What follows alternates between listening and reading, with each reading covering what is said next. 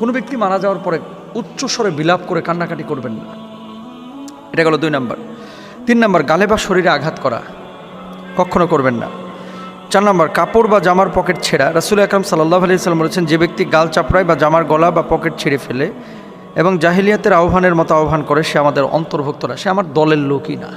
এই মানুষ মারা যাওয়ার পরে কাঁদি, আমরা তো কাঁদি না ভাই? সিদ্ধান্ত তো আল্লাহর। আজকে ও মরেছে, কালকে তো আপনিও মরবেন।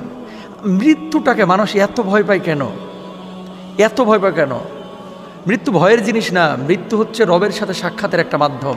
আপনি আপনার মূল গন্তব্যে, চূড়ান্ত গন্তব্যে চলে যাচ্ছেন, তো আপনি দুনিয়ার এই জঞ্জালযুক্ত পরিবেশ থেকে জঞ্জাল মুক্ত পরিবেশে আপনি আখিরাতে যাচ্ছেন। মৃত্যু মুমিনের জন্য তোহফা, হাদিয়া। মৃত্যুকে ভয় পাবেন না। ভয় কারা পায় জানেন? যাদের আমল নাই। যে মরার পরে যে ঠুয়ানি দিবে, ঠুয়ানি সহ্য করবো কিভাবে, এই জন্য ভয় পায় মৃত্যুকে। মুমিন কখনো মৃত্যুকে ভয় পায় না, কখনো না।